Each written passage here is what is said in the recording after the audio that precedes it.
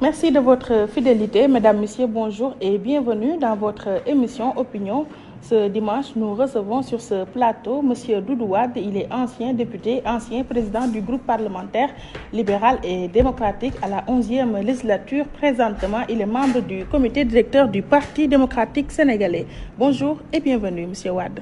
Bonjour, Madame Fatou, et bonjour à tous vos auditeurs, tous vos téléspectateurs et principalement ceux de votre émission Opinion.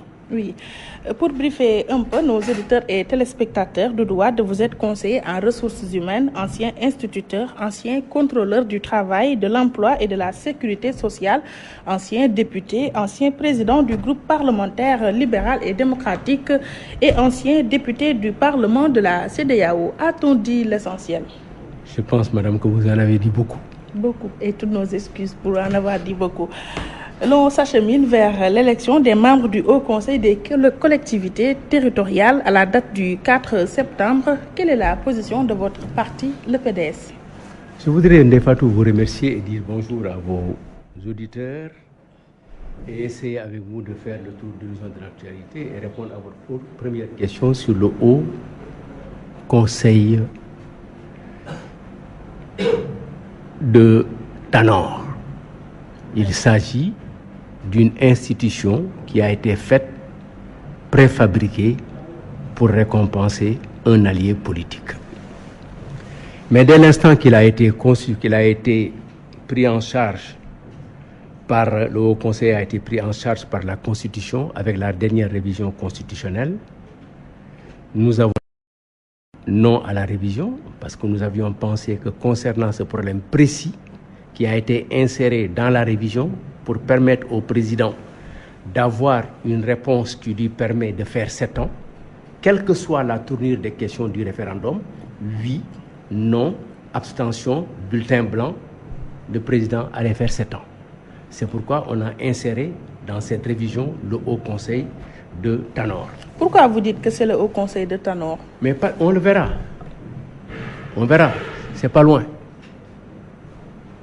C'est pas loin, c'est pas important, c'est pour simplement encore me mettre sur les indications que j'avais déjà données, oui, notamment avec le directeur de cabinet du président de la République qui avait dit non, et on verra au résultat. Maintenant, dès l'instant que la Constitution a été adoptée par voie référendaire, il s'agit de l'appliquer, et cela après apparaît dans la correspondance de notre secrétaire général national, Maître Abdoulaye Wade, oui, dans cet avatar, avec ces avatars de l'apprentissage de la démocratie, la Constitution ayant été adoptée par voie référendaire, il nous faut la respecter et procéder à son application. Oui, allez-vous participer à ces joutes électorales, même si vous aviez voté non lors du référendum? Écoutez, nous sommes obligés parce que le PDS n'est plus dans la politique du boycott des élections. Surtout quand on a devant soi, oui, un gouvernement comme celui du président Macky Sall, d'ailleurs tous les gouvernements qui se sont succédés, de Abdoul Mbaye à Mimi Touré jusqu'à Mohamed Dionne, quand on a un président de la République qui gère le pays dans la direction déjà prise à l'encontre, contrairement aux intérêts des Sénégalais, vous ne pouvez pas boycotter. Vous participez à tous les combats pour ramener le peuple et les populations dans la bonne direction, oui, pour faire en sorte que le président de la République puisse quitter et laisser d'autres forces démocratiques diriger le pays. Par oui, conséquent, le PDS prendra des décisions, effectivement a déjà pris des décisions lors du dernier comité directeur et confirmé par le comité directeur de ce vendredi qu'il participera aux élections effectivement des hauts conseillers territoriaux, avec les forces de l'opposition au besoin. Oui, le PDS pèse-t-il assez lourd pour avoir des résultats honorables à l'issue de ces élections? Je pense que si, parce que le PDS a été aux élections locales dernières et aux élections législatives a eu de bons résultats. Mais un parti politique, par son essence, c'est de participer à toutes les élections qui se passent dans les pays, locales, oui, ou nationales. Alors nous ne sommes pas comme le PIT, il faut le dire, pour ne jamais aller aux élections présidentielles, aller rarement à des élections législatives et se faire embarquer. Et nous ne sommes pas aussi le PS immédiat qui veut ne pas aller aux élections législatives et veut se ferrer sur les bases de l'APR ou du Boykoyo. Nous irons aux élections parce que nous devons aller aux élections. Un parti politique, son essence, c'est d'aller à la conquête du pouvoir, aller affronter les électeurs. Et nous le ferons. Et vous ferez quoi de l'AFP? Il est dans le même sillage, l'Alliance des forces du progrès. Non, j'ai essayé de prendre simplement un seul exemple et je l'ai pris comme ça par hasard sur le PS, mais c'est la même chose. Oui, Monsieur Wade, l'OFNAC est au cœur de l'actualité, surtout après l'éviction de Madame Nafi Ngom Keïta. Pour aller au fond des choses, la création de cette structure répond-elle aux besoins des Sénégalais? Écoutez, l'OFNAC est déjà créé.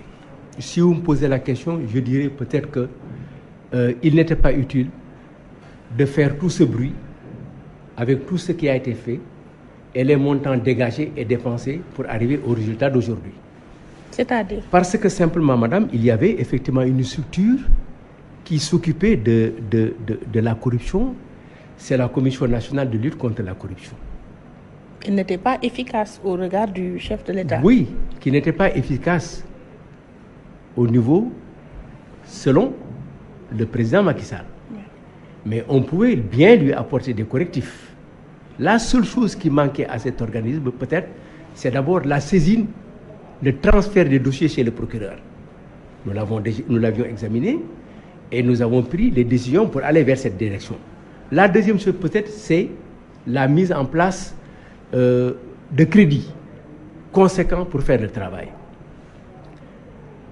Mais l'OFNAC en tant que tel que perçu aujourd'hui par l'État et par Macky Sall, et puis ce n'est pas l'invention aussi de Macky Sall. Oui. Ça, je vous dis. L'OFNAC n'est pas un produit du régime actuel. Ah oui? Oui. Pourquoi? L'OFNAC, c'était l'Office national anticorruption créé par Diouf en 1999 et qui n'a pas eu le temps de mettre en place cette structure parce qu'est arrivée l'élection présidentielle de mars 2012. L'OFNAC a été vendu au régime par le Forum civil qui en son temps, en 2005-2006, avait proposé ça au groupe parlementaire libéral et démocratique, mais nous avions préféré aller dans une structure que nous créons en fonction des approches que nous avions pour effectivement lutter contre la corruption et la concussion. Donc, c'est un produit du Diouf.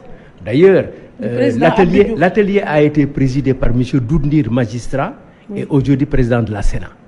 C'est vous dire que ce n'est pas une structure que Macky Sall a créée, a réfléchi. On lui a vendu un produit fini.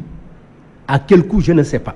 Oui. Mais l'OFNAC étant créé, je pense que c'est une bonne chose de lutter contre la corruption. Et donc, maintenant, on y est. Qu'est-ce que la structure a produit de bons résultats ou bien des résultats probants? Les résultats aujourd'hui, c'est d'abord des résultats de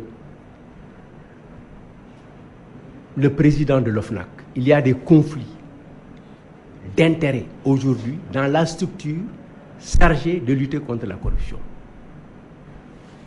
Il y a eu des conflits entre le président de la République et le président de l'OFNAC. Il y a des conflits entre le président de l'OFNAC et le président de la Cour suprême. Et il y a des conflits latents au niveau de la commission, de l'office même, entre certains membres, le chargé de la communication de l'OFNAC, M. Niang, Modignan, le porte-parole, l'ancien porte-parole, et le président de l'OFNAC. Donc plusieurs conflits latents. Si vous voulez, je vais y venir. Oui. Modignan a dit dans votre émission, oui, qu'il a démissionné pour ne pas gêner la présidente, oui, parce que des membres de l'OFNAC lui ont dit que vos sorties et vos positions gênent la présidente. Cela veut dire que le verre est dans le flux au sein même de la structure. Oui. Maintenant, le président de la République et Mme Nafi Ngom Keïta ont des problèmes très, très sérieux Et ces problèmes, je pense que datent de la rencontre des vérificateurs des patrimoines, des déclarations de patrimoine au Sénégal qui s'est tenue au mois de mai 2014, où il y a eu des résolutions très fortes, avec Nafi Ngom Keïta, organisatrice de la rencontre à Dakar, dans laquelle on demandait élargir le champ d'action de l'OFNAC, de la déclaration de patrimoine aux officiers civils, aux officiers militaires, aux élus locaux, aux parlementaires, aux procureurs de la République, aux juges des grandes instances. D'autant plus qu'il a été remarqué au cours de cette rencontre que relativement à la déclaration de patrimoine qui fait l'objet d'une loi au Sénégal et qui faisait que certaines personnes étaient assujetties à la déclaration de patrimoine à l'entrée de la fonction et à la sortie de la fonction, le président de la République s'est arrangé pour que cette disposition ne s'applique pas à lui. Parce que dans la loi, dans son projet présenté à l'Assemblée nationale, qui faisait en sorte que du président de l'Assemblée nationale aux autres membres qui ont été cités nommément par leur fonction, et tous ceux qui étaient administrateurs de crédit ou ordonnateurs de recettes ou de dépenses supérieurs à 1 milliard devaient effectivement être déposés des déclarations de patrimoine à l'entrée et à la sortie. Le président s'est omis lui-même de faire cette déclaration à la sortie et en définitive, aucune loi ne l'oblige à faire des déclarations à la sortie, effectivement, quand il ne sera pas président de la République. Donc, le président s'est autoprotégé. Et ça, je pense que ça fait partie des problèmes sérieux qu'il y avait entre la présidente de l'OFNAC et le président de la République. Mais pourquoi elle n'a pas été reconduite à son poste, hormis ces problèmes de déclaration de patrimoine?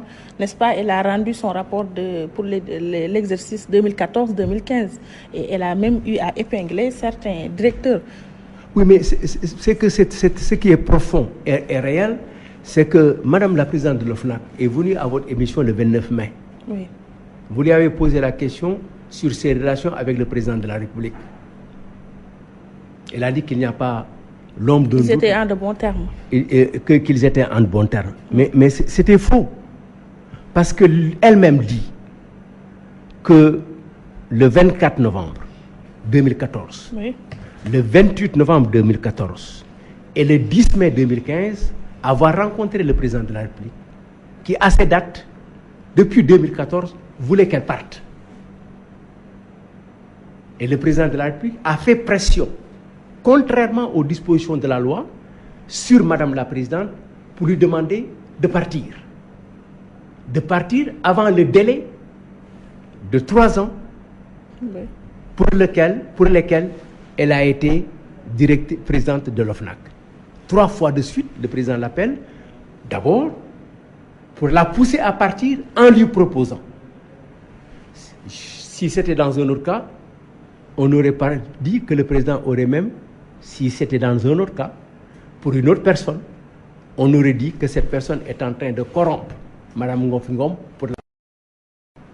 Je vous propose un poste d'ambassadeur. Je vous propose pour que vous laissiez l'OFNAC un poste de vice-président. Je vous propose un poste d'ambassadeur pour que vous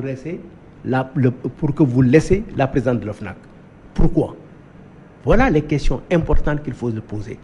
Parce que Nafi Ngom Keïta, la présidente de l'OFNAC et monsieur le président de la République n'avaient plus la même vision de la lutte contre la corruption. Le président s'était dégagé de l'option de lutter contre la corruption compte tenu de la direction prise par Mme Nafi Ngom Keïta. Je vous rappelle la rencontre qu'il y a eu à Dakar pour réunir tous les vérificateurs des patrimoines et pour élargir le champ d'action de la déclaration de patrimoine. 1. 2. L'affaire Petro-Tim. C'est ce qui est visible. Mais il y a d'autres endroits, d'autres problèmes, d'autres questions pour lesquelles Mme Nafi Ngom Keïta s'est engagée et qui concernaient des personnes très proches du président de la République. Et maintenant, la goutte d'eau qui a fait déborder le vase, c'est avec le président de la Cour suprême. Oui, sur ce point, derrière l'affaire Nafi Ngom Keïta, il y a une polémique liée à la déclaration de patrimoine qui devient une obligation pour le président de la Cour suprême, même si au niveau du ministère de la Justice, on dit qu'il n'est pas assujetti à cela. Vous savez, le ministre de la Justice, lui, waxam jarul dóor sa doom. Alors, il n'est pas digne de confiance. Pourquoi? Oui. Nafi Ngom Keïta a raison concernant le président de la Cour suprême. Les lois instituant la Cour suprême stipule en son article 11 que le président de la Cour suprême est administrateur de crédit. Article 11. La loi sur la déclaration de patrimoine assujettit les administrateurs de crédit à la déclaration de patrimoine si les crédits gérés par eux dépassent 1 milliard. Madame Baké, le président de la Cour suprême, en 2015 comme en 2016, a des crédits supérieurs à 1 milliard. Les crédits ouverts par la loi de finances de 2015 donnent 1 milliard 677 millions 077 620 administrés par le président de la Cour suprême. Et les crédits ouverts pour 2011 sont de 1 milliard 800 millions. Par conséquent, il est administrateur de crédit et il est assujetti. Mais ça, c'est pas grave. Oui. Ce qui est grave, que lui, il refuse de le faire, le président de la Cour suprême, je le comprends. Mais Mme Ngom est très précise dans sa lettre adressée au président de la République. Il dit au président, le président de la Cour suprême est assujetti à la déclaration de patrimoine parce que l'administrateur de crédit dépense 1 milliard. Je vous en avais parlé et vous m'avez répondu pour me dire laissez-le tranquille. C'est le président de la République, gardien de la Constitution, ayant proposé dans ses textes, principalement sur des textes issus des décisions de l'UEMOA, dans le cadre communautaire, le Code de la transparence, ayant créé l'OFNAC pour faire des déclarations de patrimoine, et dit à la présidente de l'OFNAC, laissez-le tranquille, en quelque sorte, ci wolof bàyyil jàmbur sa yoon nekkul ci moom sama nit la. Quand on est devant une situation pareille, c'est le président de la République qui a des problèmes et qui nous montre de manière claire, nette et précise que seuls sont concernés sur les déclarations de patrimoine les autres, mais pas ceux de son environnement direct. Et Madame la Présidente a même dit au président de la République, vos ministres conseillers refusent de faire des déclarations de patrimoine. Alors qu'ils ont été cités, eux, dans ces conditions-là, ils font partie des personnes qui sont assujetties à faire des déclarations de patrimoine à cause de leurs fonctions. Le Premier ministre, les ministres conseillers, le président de l'Assemblée nationale et le premier questeur. Mais il faut noter qu'à l'époque, le président avait même brandi une menace pour les récalcitrants. Non, ce n'était pas une menace. C'était pas une menace. Oui.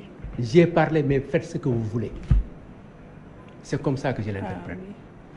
Il avait parlé de sanctions.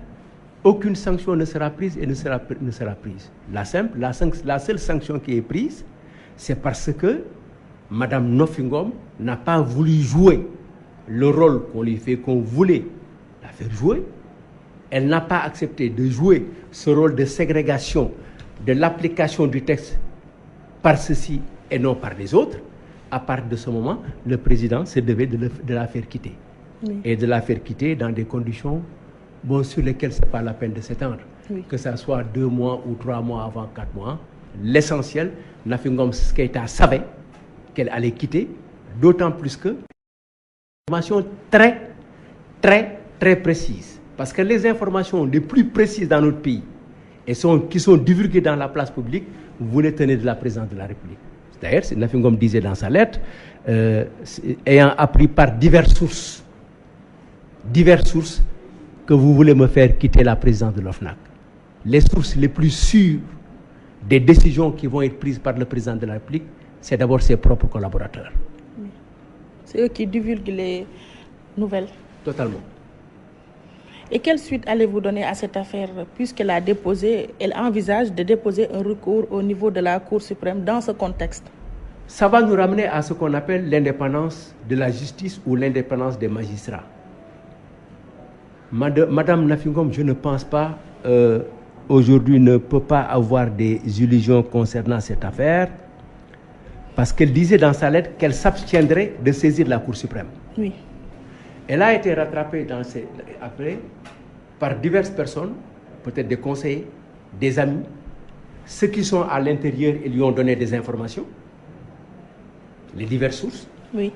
Mais aussi par les Sénégalais, dans leur majorité, qui sont déçus par cette attitude qui fait que y a des personnes qui sont protégées par le président de la, et notamment le président de la Cour suprême. Peut-on admettre qu'elle ne vise pas le président de la République? Quand le président de la Cour suprême est celui qui va recevoir le recours de Madame Ngom et n'est pas d'accord sur la déclaration de patrimoine et ne veut pas faire cette déclaration de patrimoine, par conséquent, vous savez, c'est l'histoire de la souris qui fait de la contrebande et du chat qui joue au douanier. Quelles que soient les circonstances, elle ne gagnera pas. Oui.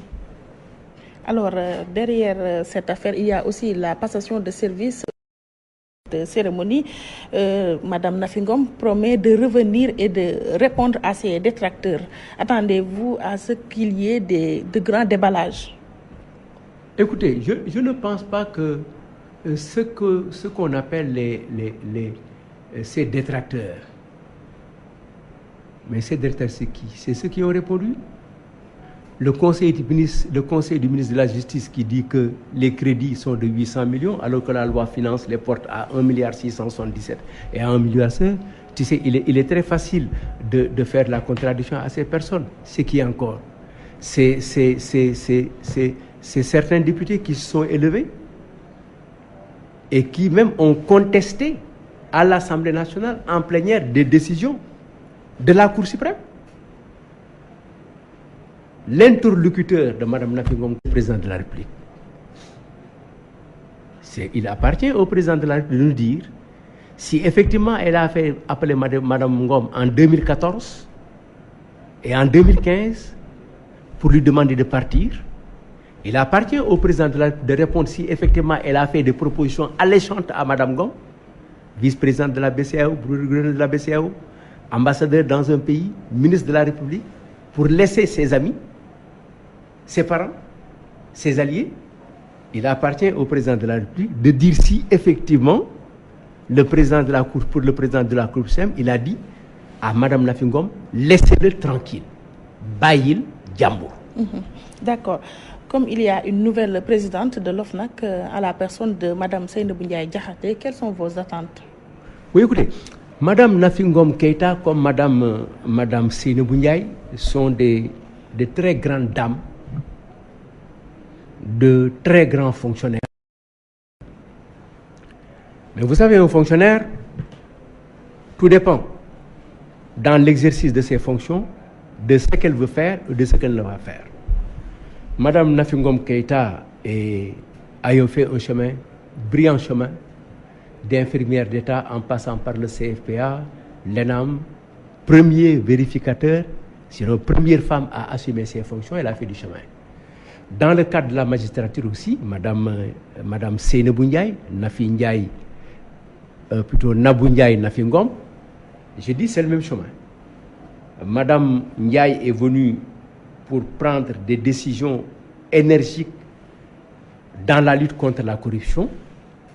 Et si effectivement elle fait le travail conformément aux dispositions de la loi et des principes de liberté et d'indépendance du juge et de la justice, il n'y a aucun problème qu'elle fera un bon travail. Maintenant, est-ce qu'elle résistera? Est-ce qu'elle saura résister des pressions de la hiérarchie, des pressions de Monsieur le Président de la République, au cas où il lui arriverait de déceler chez des voisins du Président de la République c'est ses alliés, c'est ses parents, qu'il y avait effectivement des indices ou des faits de corruption. C'est là à ce niveau la question, c'est une question personnelle. Oui, et moi je vous pose une autre question. L'autre victime du lion qui s'est réveillé, Ousmane Sonko, inspecteur des impôts et président du PASTEF, a-t-il commis des fautes dans l'exercice de ses fonctions? En clair, mérite-t-il la sanction qu'on lui a infligée? Écoutez, pour le cas de Ousmane Sonko, je pense qu'il est important qu'on puisse savoir quelle est la barrière entre l'inspecteur des impôts, quelles sont les libertés dont dispose Ousmane Sonko, politique ou citoyen sénégalais, et est-ce que ces libertés sont limitées par ses fonctions d'inspecteur des impôts? Alors, pour ce qui est de M. Sonko, je pense qu'il est important qu'on puisse dire que les informations que Sonko a publiées, notamment sur le non-reversement des salaires par l'Assemblée nationale, M. Sonko n'a pas trahi le secret, il est assujetti à la discrétion professionnelle. Le statut... Le droit de réserve. Le statut de général des fonctionnaires, oui, parle de l'indiscrétion. Le devoir de réserve, oui, comme l'obligation de réserve. Vous savez, c'est pas une notion qui est déterminée par la loi. C'est des situations qui ont amené le juge à se prononcer sur un certain nombre de faits et d'où est sorti le devoir de réserve. Et c'est simplement aussi pour limiter l'expression du fonctionnaire. Mais le fonctionnaire se trouve à un carrefour extrêmement compliqué. D'abord, en tant que fonctionnaire qui doit respecter la discrétion professionnelle, mais en tant qu'agent public chargé d'informer le public, et le droit à l'information existe, mais aussi d'autres dispositions. Je voudrais dire simplement ici, oui, que les faits qui lui sont reprochés, notamment sur les non-reversements des salaires, s'il y a quelqu'un qui a fait une publication d'information qui devait être discrète, c'est le ministre des Finances. En quoi? Parce que c'est le ministre des Finances qui, dans un document, en juin 2015, lors du débat d'orientation budgétaire, a listé toutes les sociétés qui avaient des problèmes fiscaux et qui devaient de l'argent au fisc, dont l'Assemblée nationale. La SNCA, beaucoup de sociétés, beaucoup de sociétés devaient de l'argent, entre 4 milliards, 5 milliards et même 8 milliards. Parce que c'est devenu une obligation depuis la loi organique de 2011 qui dit que certains documents doivent accompagner la loi de finances et le débat d'orientation budgétaire. Et cette liste est dans ce document et même est sur le site du ministre de l'Information. Par conséquent, madame, il faut que vous acceptiez, et tous les Sénégalais avec moi, que M. Sonko n'a fait aucune distraction. Oui. Très bien. Mais admettons que M. Sonko, et dans ce cas précis de l'Assemblée nationale, je voudrais y ajouter. Oui. M. Sonko n'a pas toutes les informations. Mais je vous dis, madame, oui, et aux Sénégalais, qu'il y a à l'Assemblée des personnes qui travaillent à l'Assemblée, qui sont payées et qui ne figurent pas sur les états de salaire, et notamment dans l'entourage direct du président de l'Assemblée nationale.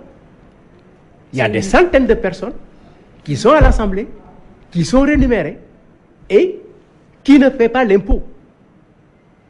Ces personnes ne paient pas. Et si elles ne paient pas en cas de redressement, c'est l'Assemblée nationale qui doit payer les impôts qui auraient dû être retenus et payer les pénalités. Comment peut-on qualifier ces faits? Le manque de rupture annoncée et ensuite une assemblée moribonde. Je reviens donc sur la question de Sonko. Admettons que Sonko se trouve dans le cadre de son travail face à des infractions des infractions de non-transparence. La loi, le code de la transparence, dans son article 7.3, oblige l'agent public de faire une dénonciation à la justice, sinon il est condamné pénalement. Tout fonctionnaire aujourd'hui, dans le cadre des décisions communautaires qui ont été traduites dans la loi organique des finances, s'aperçoit qu'il y a effectivement des infractions à la réglementation financière et à la gestion des ressources publiques, a une obligation de dénonciation à la justice. S'il ne le fait pas, il est sanctionné pénalement. Par conséquent, le fonctionnaire aujourd'hui, dans la situation actuelle depuis 2011, et notamment avec la loi de finances, ces dispositions qui vont rentrer en 2017, tout fonctionnaire a une obligation d'information au public, aux citoyens, et a une obligation de dénonciation à chaque fois que cet agent public rencontre effectivement qu'on a défailli effectivement à l'organisation financière de notre pays. Mais au-delà, ce dossier ne pose-t-il pas la problématique du fonctionnaire et la politique? Écoutez, problématique du fonctionnaire et de la politique, oui. Parce que il faut qu'il y ait un choix. Ce qui est reproché à Sonko aurait pu être reproché à Amadou Ba, qui est de la République, directeur général des impôts, sous l'autorité du ministre des Finances et du Premier et du Président de la République, aurait financé une partie de la campagne de Macky Sall. Il était en politique. Par conséquent, et aujourd'hui, tout le monde sait que le ministre des Finances est en politique et dépense beaucoup d'argent, notamment aux parcelles, jusqu'à la location d'un hôtel pour en faire un siège social de l'APR pendant un certain temps. Il se pose effectivement un problème, oui. Mais ça ne départ pas d'aujourd'hui. C'est depuis Senghor. Senghor a commencé en un certain temps à aller prendre les fonctionnaires dans leur situation, dans leur service, dans leur département, pour les faire venir en politique. C'est le cas d'Abdou Diouf, c'est le cas d'autres, c'est le cas d'Ayub Thiam. Et la seule personne qui a effectivement échappé à cela, je pense, de mon point de vue personnel, c'est personnel, qui a pu échapper à cet attrait de la politique des partis, c'est le doyen Daniel Kabou. Ainsi avec Diouf, oui. Avec Wade, Zakaria Diaw, qui encore, hier, PDS, qui a transhumé, et aujourd'hui APR. Et il y a des gens maintenant qui sont dans cette moue et qui font que tous les régimes qui seront là diront que compte tenu de mon expérience, je viendrai effectivement aider le président de la République et de rentrer dans un parti. Il y a aujourd'hui effectivement des décisions, des orientations qui doivent être prises. Le fonctionnaire est libre de participer à un parti, d'être membre d'un parti, de diriger un parti, mais il y a des règles qui sont applicables aux fonctionnaires dans l'exercice de leurs fonctions et de leurs fonctions, et des règles qui sont des règles politiques. Ne devait-il pas y avoir une législation pour régler le problème? Je ne le pense pas. Je ne le pense pas. Il appartient aux fonctionnaires de l'État, oui, d'accepter qu'ils sont... Et quand ils veulent faire de la politique, maintenant, ils peuvent se décharger totalement de leurs fonctions pour le faire. Nous avons des magistrats qui font aujourd'hui de la politique. Et les magistrats sont interdits de politique. Même...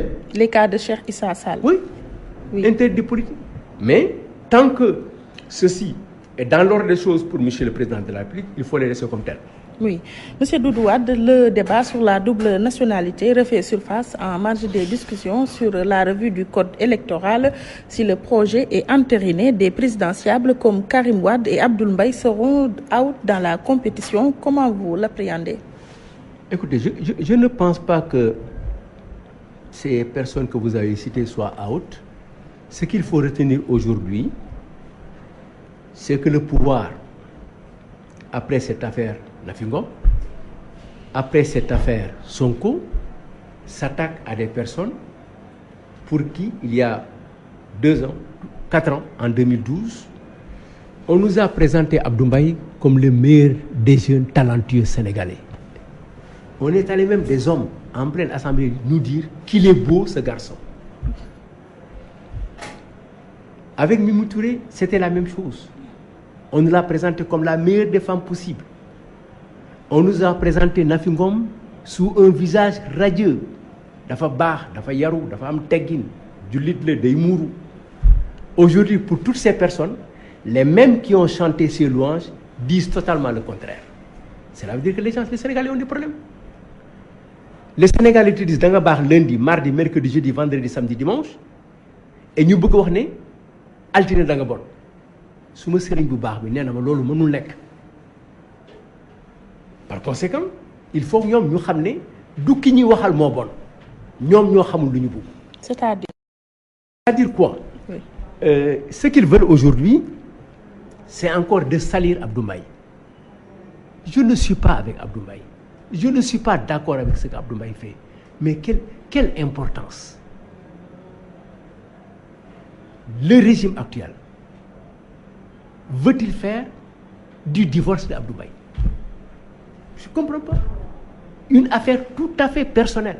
C'est le pouvoir ou bien la justice? C'est le pouvoir. Il a été inculpé par le juge. Oui, mais c'est le pouvoir. C'est le pouvoir qui en parle. Dans les radios, dans les télévisions, qui font des actions sur la presse pour le salir. Ça ne sert à rien.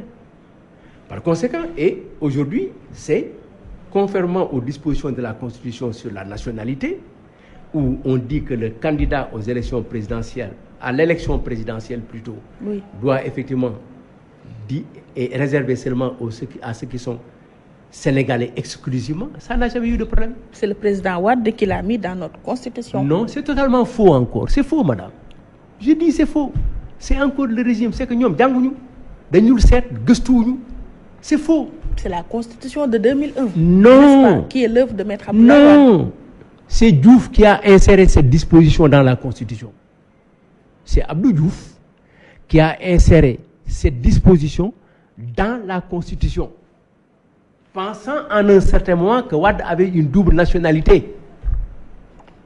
Si Wade avait une double nationalité, Abdou Diouf ne le laissait pas participer aux élections de 93, ne le laissait pas participer aux élections de 2000 et gagner.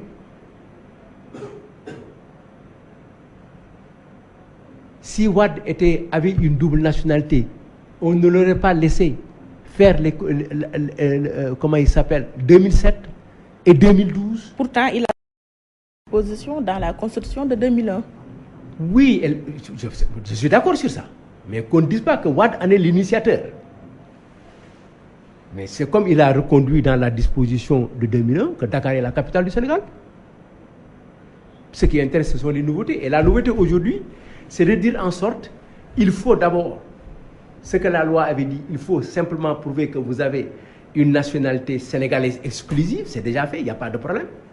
Mais maintenant, on dit, il faut que vous l'ayez 5 ans ou 10 ans. Oui. Alors, avant le jour du scrutin. Oui, 5 ans avant le jour, c'est la nouvelle trouvaille. Oui. Après, ils vont nous dire, vous savez quoi? Oui. Que ne peuvent être candidats aux élections présidentielles qu'un certain nombre, que les personnes appartenant à telle ethnie. Ils sont dans des dérives. Une république. Je dis, ils sont dans des dérives extrêmement graves. L'essentiel, c'est que le Sénégalais qui veut nous gouverner soit exclusivement de nationalité sénégalaise. On peut même aller plus loin. Mais je dis, pourquoi c'est extrêmement grave? Oui. Cela veut dire que aujourd'hui, ces gosses qui ont 35 ans, aujourd'hui qui sont nés en France, de pères et de mères sénégalais dans l'immigration, ne peuvent pas être candidats aux élections présidentielles. Pourquoi? Parce qu'ils ne sont pas nés à Fatick, à Kébémer, à Soumsou. Non. C'est encore des dérives orchestrées par le pouvoir avec la bénédiction des responsables de l'APR, notamment son président, pour arriver effectivement à cette décision. Selon le ministre conseiller Benoît Sambou, l'idée ne vient pas de l'APR, mais d'un allié de l'APR. Un allié de l'APR soutenu par l'APR, c'est tout comme. L'essentiel, les Sénégalais doivent savoir que de plus en plus, nous allons de dérive en dérive. C'est exclure toutes ces personnes qui sont de maman vietnamien, soviétique, bulgare, français, guinéenne, de maman sénégalaise, congolaise, que vous n'avez pas le droit d'être président de la République au Sénégal. Et malheureusement, ces projets sont toujours portés par quelqu'un, et il y a quelqu'un derrière qui pousse, mais c'est sûr, et comme l'a dit Madame Nafi Ngom, selon certaines sources, et ces sources se confirment, c'est parti d'en haut pour descendre vers la base et porté par Sambou. Oui. Mais les Sénégalais, je pense, sur cette question aussi, pourront faire face. Oui, s'agissant des travaux sur le code électoral, la machine est déjà grippée. Partant, les 4 points d'achoppement entre le pouvoir et l'opposition auront-ils un dénouement heureux? Mais les points d'achoppement qu'il y a eu ne datent pas d'aujourd'hui, madame. Quand ils sont sortis de cette première séance qu'on appelait séance inaugurale, on attend d'abord les secondes séances sur le dialogue national, devenu dialogue politique. Depuis la première séance qu'on appelle séance inaugurale, il n'y a pas eu d'autres sessions, n'est-ce pas? Le président de la République disait lui-même, pour certains leaders politiques, je prendrai en charge de les recevoir et d'en parler. Oui. À part de ce moment, on avait déposé un texte sur le bureau de l'Assemblée nationale, qui a été définitivement retiré. Le Haut Conseil des collectivités territoriales, le Haut Conseil de Tanor, n'a pas été discuté dans le cadre du dialogue politique ni du dialogue national. Cela veut dire que l'État est en train de faire ce qu'il veut pour amener les gens à l'inacceptable. Mais malheureusement que l'inacceptable ne sera pas accepté. C'est aujourd'hui le problème qui a été posé sur la refonte partielle des listes électorales qui n'a qu'un seul objectif, faire radier toutes les personnes qui ne se présenteront pas. C'est comme si on disait, ceux qui croient en Dieu doivent se rassembler à Dakar demain. Et que tous ceux qui ne viendront pas disent par leurs gestes qu'ils ne croient pas en Dieu. C'est la même chose. On dit aux gens, allez faire votre carte d'identité, oui, et précisez-nous si vous voulez rester dans le fichier électoral. Et je reviens sur le fichier électoral. Le fait de dire que des gens ne sont pas allés aux élections pendant 1 an ou 2 ans, ou oui, 2 élections, il faut les radier, ce serait contraire à la loi. On a une liberté de s'inscrire. Et quand on s'inscrit sur les listes électorales, on doit y demeurer jusqu'à ce qu'on demande sa propre radiation. Oui. Mais on ne peut pas obliger quelqu'un à se faire radier. Et le droit de vote n'étant pas obligatoire, la personne vote au moment où les élections sont voulues. Je peux être candidat, je peux être sur les listes et décider de ne pas voter que dans 20 ans. Par conséquent, le pouvoir est en train encore de pouvoir procéder à des radiations sur les listes électorales. L'Assemblée nationale devra examiner le texte en session extraordinaire. Peut-être êtes-vous optimiste? Non, il ne faut rien attendre de cette Assemblée. Absolument rien. Zéro. Nada, dara. Pour quelle raison? Pour quelle raison? Mais parce que eux-mêmes, l'Assemblée, ont reconnu que l'Assemblée a failli. Mais je vous le dis, l'Assemblée, l'épine dorsale de l'Assemblée, le moteur de l'Assemblée, c'est la majorité. Et principalement son président, qui dit avoir été déçu par l'immobilisme de l'Assemblée pour venir nous dire en juin 2015 que cette Assemblée était déjà un échec total. Par conséquent, on ne peut rien attendre de cette Assemblée. Oui. Cette Assemblée, elle est ce qu'elle est. Elle ne peut être ni repeinte, ni modelée, ni rafistolée. La seule chose, c'est de faire en sorte que nous puissions aller aux élections législatives et avoir une assemblée. Oui, quelle assemblée nationale nous faudrait-il en 2017? Une assemblée nationale soucieuse de ses prérogatives. Voter la loi et contrôler l'Assemblée nationale et, comme on dit aujourd'hui, évaluer les politiques publiques. Mais pour cela, il faut d'abord qu'il y ait des députés à la dimension des charges des incombes, un président de l'Assemblée capable de faire bouger l'institution. Je vous donne des exemples. Oui. Depuis combien de temps? Depuis pratiquement 1 an, vous avez entendu la proposition de loi de Mbéry-Sylla sur l'homosexualité. La proposition de loi de Bougazeli, je pense, si je me trompe, je ne sais pas si c'est lui ou pas, sur la peine de mort. Mais le président de la est assis sur ces dossiers.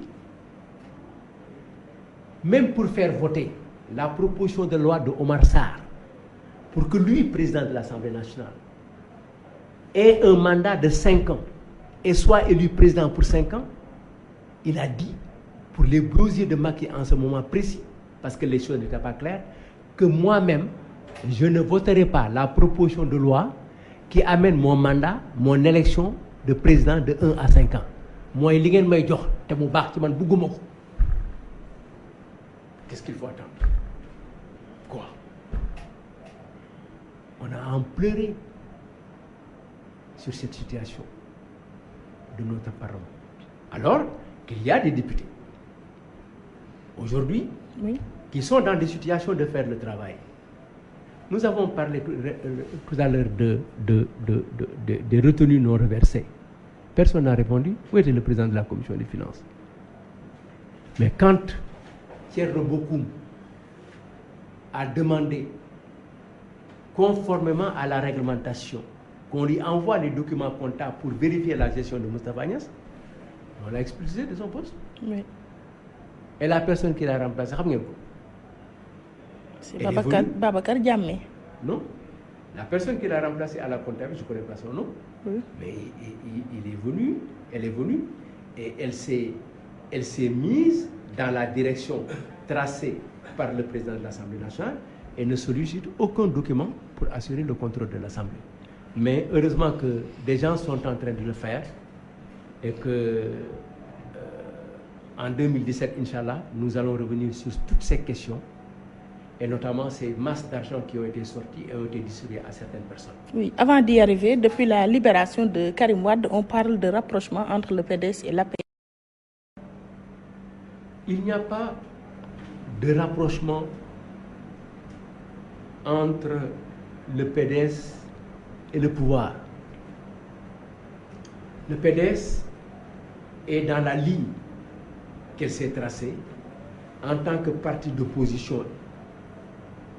Il s'est présenté aux élections législatives sous sa bannière et a eu 12 députés, s'est présenté au local et se présente aux élections de désignation des hauts conseillers territoriaux. S'il y a quelqu'un qui a changé dans les rapports du PDS entre le PDS et la PDS, c'est le président de la République. En quels termes? Mais dans sa déclaration faite en France, quand on lui a posé la question sur, quand il a dit que la libération de Karim Wade était demandée par les Sénégalais, en répondant à une question, était demandée par les Sénégalais, pas par les Sénégalais. La question immédiate du journaliste s'est dit, qu'est-ce qui a changé? Il a dit rien, sinon moi, le président de la République. Par conséquent, c'est le président qui doit déterminer quels sont ses rapports, quel rapport il veut avec son pays, avec ses citoyens, avec le PDS et avec les autres. Même s'il évoque des raisons humanitaires dans la libération de Karim Wade. Il n'y a aucune raison humanitaire, madame. Les raisons humanitaires que son père était vieux. Oui. Hein, et que ses enfants ne l'ont pas vu depuis... Il avait 90 ans. Oui. Mais quand il arrête, il avait 87 ans et demi. C'est pour ses enfants. Oui. Mais quand il arrête, il n'avait pas 2 enfants et demi. Il avait 3 enfants. Ça, c'est pourquoi il appartient au président de la République de se ressaisir et de dire aux Sénégalais ce qu'ils pensent et de leur dire la vérité. Quelle vérité? La vérité. Qu'est-ce que vous voulez savoir sur ce qui s'est passé effectivement chez Nafi Ngom Keïta? Le pourquoi, la personne qui a été choisie par le président de la République, Et dans la tête du président de la République, il fallait avoir une présidente qui fera le travail. Et quand elle fera le travail, effectivement, on va renouveler son mandat. Mais elle est confrontée à un président qui déjà en 2014, novembre 2014, oui, on lui propose de partir. Mais dans l'affaire Karim Wade, y a-t-il une vérité que le chef de l'État nous cache? Écoutez, c'est le président. Il y a beaucoup de choses qui ont été dites. Et je ne veux pas revenir sur ces questions. Je suis en train d'écouter les uns et les autres. Disposition du code, du code pénal, il faut une demande pour bénéficier de la grâce. Oui. Karim Wade n'en a pas fait. Il n'a pas écrit. Il n'a pas signé. Il n'a pas fait de demande de grâce. D'après le ministre Abdou Latif Coulibaly, c'est sa famille qui a formulé la demande. J'y viens. Après, on nous dit non. C'est un membre de sa famille. Mais la famille de Karim Wade, ce n'est pas une famille nombreuse, c'est ses 3 filles. Si on a une notion stricte de la famille. Karim, c'est lui, sa femme, ses enfants. Ses enfants n'ont pas fait de demande. Alors, Latif sort pour mettre encore comme une chèche de l'encre noire pour se dissimuler, pour faire dans le sombre et dans le doute. C'est un membre de sa famille. Certains, il paraît, lui auraient posé la question de quelle famille. Parfois, il répond par la famille sportive, parfois par la famille religieuse, parfois par la famille tariqa, parfois par sa famille politique. On ne sait pas de quelle famille il parle. Alors, il aurait dû, en ce moment précis, qu'on connaissait, de nous dire que c'est sa famille, telle, et de nous dire quelle personne a signé. Mais heureusement que le Premier ministre s'est rapidement mis devant la scène pour le démentir, pour dire que ça a été fait par l'émir de Qatar. Alors, à qui croire? 3 personnes, même groupe, même famille, même parti, discordance totale sur la signature d'un document. Par conséquent, la seule personne aujourd'hui qui peut nous dire qui c'est le président de la République, le président de la paix ou son épouse. Ah oui, ouais. Il y a aussi son épouse dans le dossier. Je ne sais pas. Mais en principe, on ne se cache pas de son épouse. Il devrait y avoir des confidences. Et il y a des hommes qui sont très très proches de leur épouse et qui disent tout à leur épouse et parfois même ils permettent à leur épouse de prendre des dossiers difficiles. Y a-t-il une possibilité pour que certains libéraux entrent dans le prochain gouvernement? Vous savez, notre ligne, madame, c'est la ligne d'opposition. Le président Wade, dans un de ses textes concernant le dialogue national, a dit que sur le statut de l'opposition, c'est nous qui l'avons amené au Sénégal. Et c'est nous qui l'avons mis pour la première fois dans notre constitution. Des constitutions de 59, 63, des évolutions de 70, il n'y a jamais eu le mot d'opposition dans notre constitution. À ma connaissance, si quelqu'un voit le mot opposition dans la constitution, qu'il me le dise. Mais le président de la République a mis dans la constitution de 2001 oui, la place de l'opposition, ses droits et le statut du chef de l'opposition. Par conséquent, nous ne cracherons pas sur une chose place du point de vue constitutionnel. Nous sommes dans cette ligne d'opposition. Ce qui veut dire? Ce qui veut dire que le PDS ne sera pas et ne doit pas être et ne sera pas dans un gouvernement. Là, c'est clair. Mais vous allez participer à ce débat économique auquel le président Macky Sall vous convie parce qu'il dit que l'opposition s'adonne à des sujets futiles, inutiles pour l'intérêt national et qu'il vous invite à débattre sur les questions économiques. Mais de quoi voulez-vous que l'opposition parle?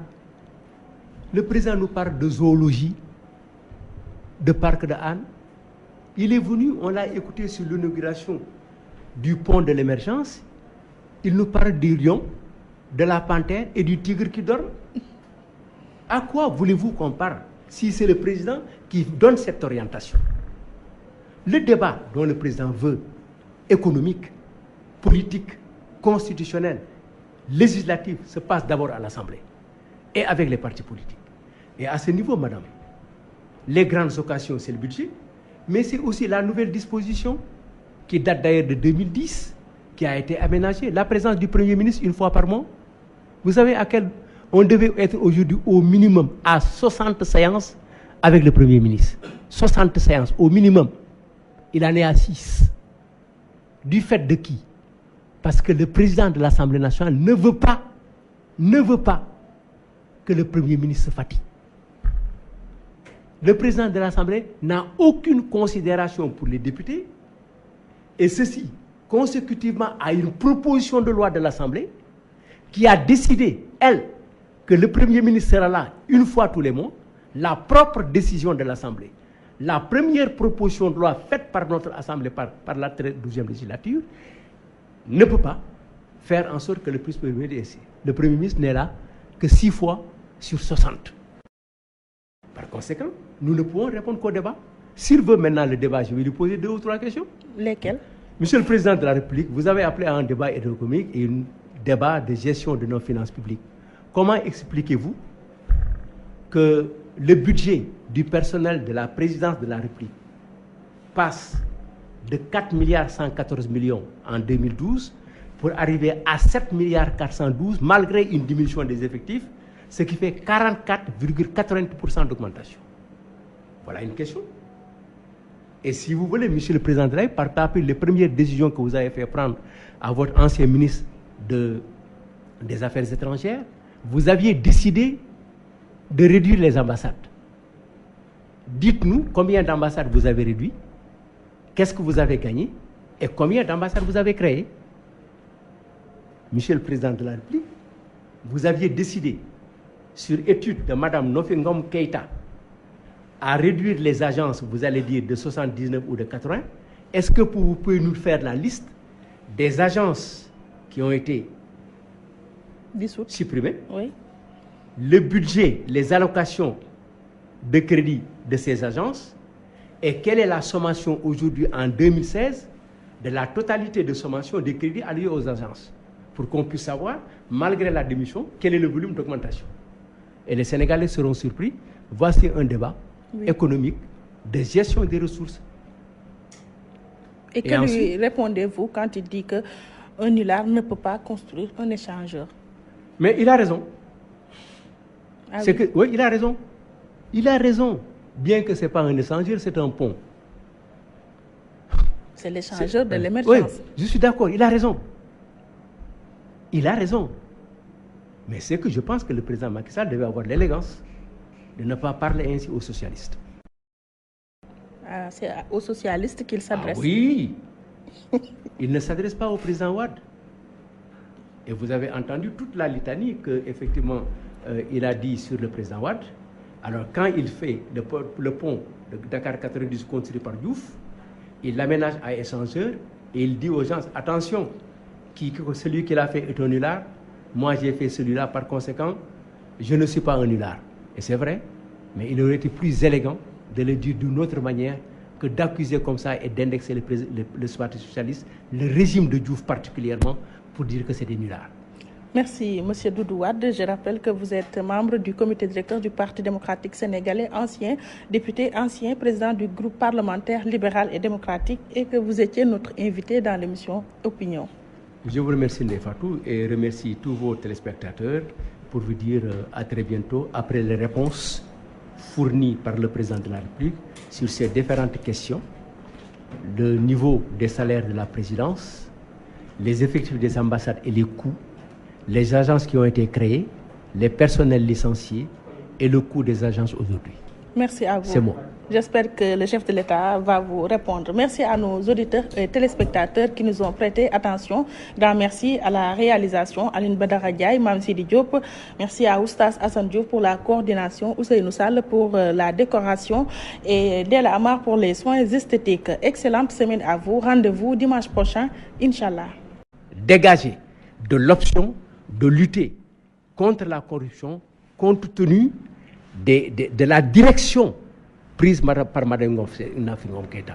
Je vous rappelle la rencontre qu'il y a eu à Dakar pour réunir tous les vérificateurs des patrimoines et pour élargir le champ d'action de la déclaration de patrimoine. Un. Oui. Deux, l'affaire Petro-Tim. C'est ce qui est visible. Mais il y a d'autres endroits, oui, d'autres problèmes, d'autres questions pour lesquelles Mme Nafi Ngom Keïta s'est engagée et qui concernaient des personnes très proches du président de la République. Et maintenant, la goutte d'eau qui a fait déborder le vase, c'est avec le président de la Cour suprême. Oui, sur ce point, derrière l'affaire Nafi Ngom Keïta, il y a une polémique liée à la déclaration de patrimoine qui devient une obligation pour le président de la Cour suprême, même si au niveau du ministère de la Justice, on dit qu'il n'est pas assujetti à cela. Vous savez, le ministre de la Justice, lui, alors, il n'est pas digne de confiance. Pourquoi? Oui. Nafi Ngom Keïta a raison concernant le président de la Cour suprême.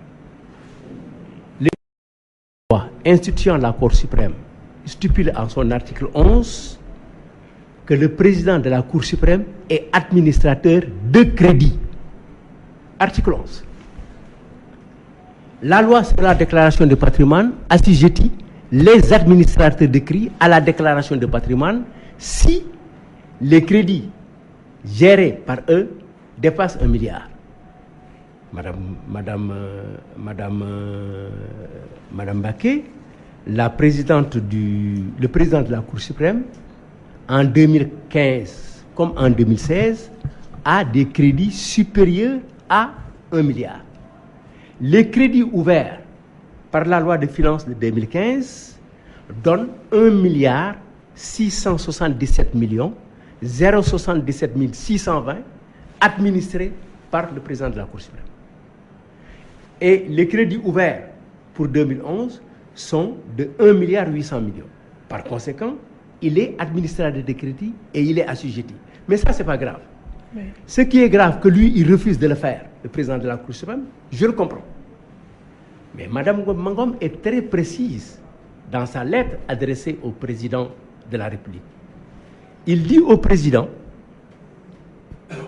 le président de la Cour suprême est assujetti à la déclaration de patrimoine parce que l'administrateur de crédit dépense 1 milliard. Je vous en avais parlé et vous m'avez répondu pour me dire laissez-le tranquille. C'est le président de la République, gardien de la Constitution, ayant proposé dans ses textes, principalement sur des textes issus des décisions de l'UEMOA, dans le cadre communautaire, le Code de la transparence, ayant créé l'OFNAC pour faire des déclarations de patrimoine, et dit à la présidente de l'OFNAC. Merci de votre fidélité, mesdames, messieurs, bonjour et bienvenue dans votre émission Opinion. Ce dimanche, nous recevons sur ce plateau M. Doudou Wade. Il est ancien député, ancien président du groupe parlementaire libéral et démocratique à la 11e législature. Présentement, il est membre du comité directeur du Parti démocratique sénégalais. Bonjour et bienvenue, M. Wade. Bonjour, Madame Ndefatou, et bonjour à tous vos auditeurs, tous vos téléspectateurs et principalement ceux de votre émission Opinion. Oui. Pour briefer un peu nos auditeurs et téléspectateurs, Doudou Wade, vous êtes conseiller en ressources humaines, ancien instituteur, ancien contrôleur du travail, de l'emploi et de la sécurité sociale, ancien député, ancien président du groupe parlementaire libéral et démocratique et ancien député du Parlement de la CEDEAO. A-t-on dit l'essentiel? Je pense, madame, que vous en avez dit beaucoup. Beaucoup, et toutes nos excuses pour en avoir dit beaucoup. L'on s'achemine vers l'élection des membres du Haut Conseil des collectivités territoriales à la date du 4 septembre. Quelle est la position de votre parti, le PDS? Je voudrais, Ndefatou, vous remercier et dire bonjour à vos auditeurs et essayer avec vous de faire le tour de l'actualité et répondre à votre première question sur le Haut Conseil de Tanor. Il s'agit d'une institution qui a été faite, préfabriquée, pour récompenser un allié politique. Mais dès l'instant qu'il a été conçu, qu'il a été pris en charge par le Haut Conseil, a été pris en charge par la Constitution avec la dernière révision constitutionnelle, nous avons non à la révision parce que nous avions pensé que concernant ce problème précis qui a été inséré dans la révision pour permettre au président d'avoir une réponse qui lui permet de faire 7 ans, quelle que soit la tournure des questions du référendum, oui, non, abstention, bulletin blanc, le président allait faire 7 ans. C'est pourquoi on a inséré dans cette révision le Haut Conseil de Tanor. Pourquoi vous dites que c'est le Haut Conseil de Tanor? Mais on le verra. On verra. C'est pas loin. C'est pas loin, c'est pas important. C'est pour simplement encore de me mettre sur les indications que j'avais déjà données, oui, notamment avec le directeur de cabinet du président de la République qui avait dit non, et on verra au résultat. Maintenant, dès l'instant que la Constitution a été adoptée par voie référendaire, il s'agit de l'appliquer. Et cela, après, apparaît dans la correspondance de notre secrétaire général national, Maître Abdoulaye Wade, oui, dans cet avatar, avec ces avatars de l'apprentissage de la démocratie, la Constitution ayant été adoptée par voie référendaire, il nous faut la respecter et procéder à son application. Oui, allez-vous participer à ces joutes électorales, même si vous aviez voté non lors du référendum? Écoutez, nous sommes obligés parce que le PDS n'est plus dans la politique du boycott des élections. Surtout quand on a devant soi, oui, un gouvernement comme celui du président Macky Sall, d'ailleurs tous les gouvernements qui se sont succédés, de Abdoul Mbaye à Mimi Touré jusqu'à Mohamed Dionne, quand on a un président de la République qui gère le pays dans la direction déjà prise à l'encontre, contrairement aux intérêts des Sénégalais, vous ne pouvez pas boycotter. Vous participez à tous les combats pour ramener le peuple et les populations dans la bonne direction, oui, pour faire en sorte que le président de la République puisse quitter et laisser d'autres forces démocratiques diriger le pays. Par oui, conséquent, le PDS prendra des décisions, effectivement a déjà pris des décisions lors du dernier comité directeur et confirmé par le comité directeur de ce vendredi qu'il participera aux élections effectivement des hauts conseillers territoriaux, avec les forces de l'opposition au besoin. Oui, le PDS pèse-t-il assez lourd pour avoir des résultats honorables à l'issue de ces élections? Je pense que si, parce que le PDS a été aux élections locales dernières et aux élections législatives a eu de bons résultats. Mais un parti politique, par son essence, c'est de participer à toutes les élections qui se passent dans les pays, locales, oui, ou nationales. Alors nous ne sommes pas comme le PIT, il faut le dire, pour ne jamais oser aller aux élections présidentielles, aller rarement à des élections législatives et se faire embarquer. Et nous ne sommes pas aussi le PS immédiat qui veut ne pas aller aux élections législatives et veut se ferrer sur les bases de l'APR ou du boycott. Nous irons aux élections parce que nous devons aller aux élections. Un parti politique, son essence, c'est d'aller à la conquête du pouvoir, aller affronter les électeurs. Et oui, nous le ferons. Et vous ferez quoi de l'AFP? Il est dans le même sillage, l'Alliance des forces du progrès. Non, j'ai essayé de prendre simplement un seul exemple et je l'ai pris comme ça par hasard sur le PS, mais c'est la même chose. Oui, Monsieur Wade, l'OFNAC est au cœur de l'actualité, surtout après l'éviction de Mme Nafi Ngom Keïta. Pour aller au fond des choses, la création de cette structure répond-elle aux besoins des Sénégalais? Écoutez, l'OFNAC est déjà créé. Si vous me posez la question, je dirais peut-être qu'il n'était pas utile de faire tout ce bruit avec tout ce qui a été fait et les montants dégagés et dépensés pour arriver au résultat d'aujourd'hui. C'est-à-dire? Parce que simplement, madame, il y avait effectivement une structure qui s'occupait de la corruption. C'est la Commission nationale de lutte contre la corruption. Elle n'était pas efficace au regard du chef de l'État? Oui, qui n'était pas efficace au niveau, selon le président Macky Sall. Oui. Mais on pouvait bien lui apporter des correctifs. La seule chose qui manquait à cet organisme, peut-être, c'est d'abord la saisine, le transfert des dossiers chez le procureur. Nous l'avions examiné et nous avons pris les décisions pour aller vers cette direction. La deuxième chose peut-être, c'est la mise en place de crédits conséquents pour faire le travail. Mais l'OFNAC en tant que tel aux parlementaires, aux procureurs de la République, aux juges des grandes instances. D'autant plus qu'il a été remarqué au cours de cette rencontre que relativement à la déclaration de patrimoine qui fait l'objet d'une loi au Sénégal et qui faisait que certaines personnes étaient assujetties à la déclaration de patrimoine à l'entrée de la fonction et à la sortie de la fonction, le président de la République s'est arrangé pour que cette disposition ne s'applique pas à lui. Parce que dans la loi, dans son projet présenté à l'Assemblée nationale, qui faisait en sorte que du président de l'Assemblée nationale aux autres membres qui ont été cités nommément par leur fonction, et tous ceux qui étaient administrateurs de crédit ou ordonnateurs de recettes ou de dépenses, supérieurs à 1 milliard, devaient effectivement être déposés des déclarations de patrimoine à l'entrée et à la sortie. C'est omis lui-même de faire cette déclaration à la sortie. Et en définitive, aucune loi ne l'oblige à faire des déclarations à la sortie, effectivement, quand il ne sera pas président de la République. Donc, le président s'est autoprotégé. Oui. Et ça, je pense que ça fait partie des problèmes sérieux qu'il y avait entre la présidente de l'OFNAC et le président de la République. Mais pourquoi elle n'a pas été reconduite à son poste, hormis ces problèmes de déclaration de patrimoine, n'est-ce pas? Elle a rendu son rapport pour l'exercice 2014-2015 et elle a même eu à épingler certains directeurs. Oui, mais c'est que ce qui est profond et réel, c'est que Madame la présidente de l'OFNAC est venue à votre émission le 29 mai. Oui.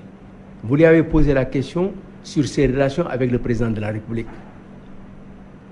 Elle a dit qu'il n'y a pas l'ombre d'un doute. Ils étaient en de bons termes. Qu'ils étaient en de bons termes. Mais c'était faux.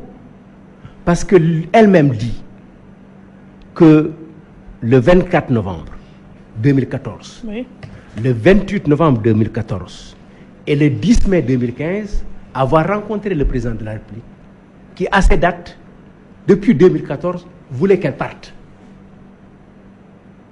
Et le président de la République a fait pression, contrairement aux dispositions de la loi, sur Madame la Présidente pour lui demander de partir.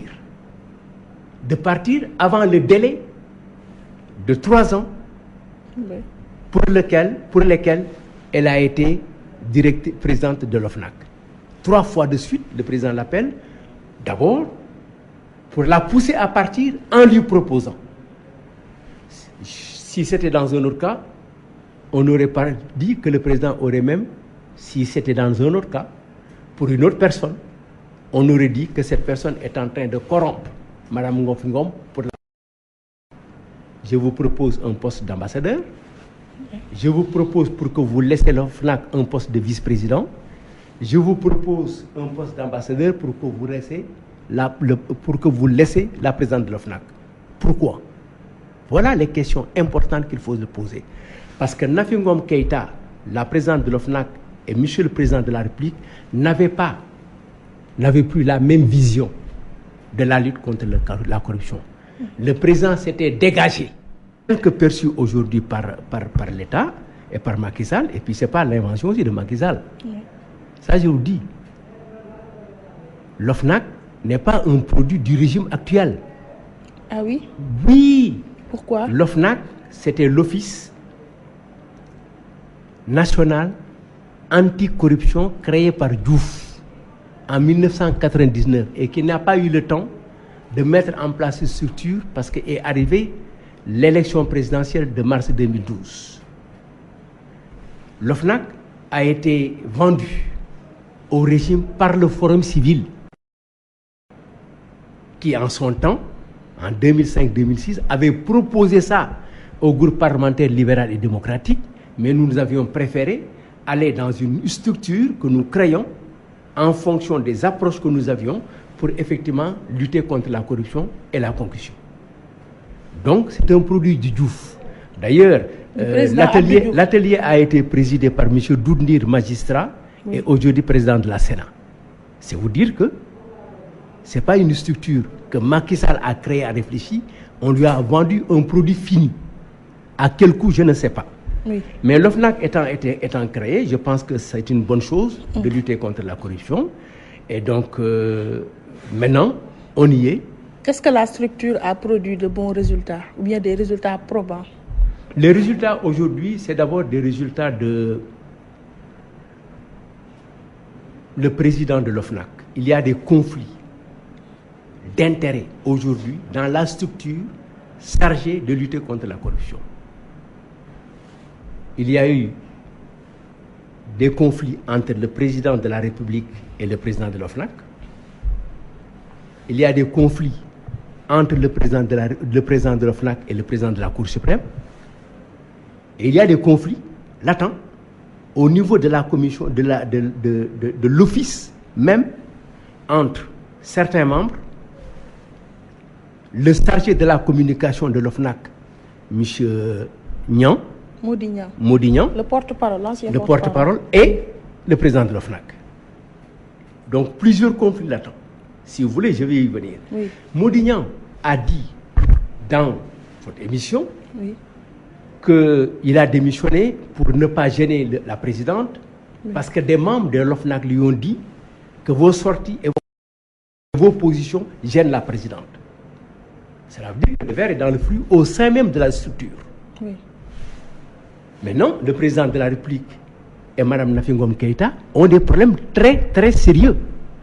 Et ces problèmes, je pense que datent de la rencontre des vérificateurs des patrimoines, des déclarations de patrimoine au Sénégal qui s'est tenue au mois de mai 2014, où il y a eu des résolutions très fortes, avec Nafi Ngom Keïta, organisatrice de la rencontre à Dakar, dans laquelle on demandait élargir le champ d'action de l'OFNAC, de la déclaration de patrimoine aux officiers civils, aux officiers militaires, aux élus locaux.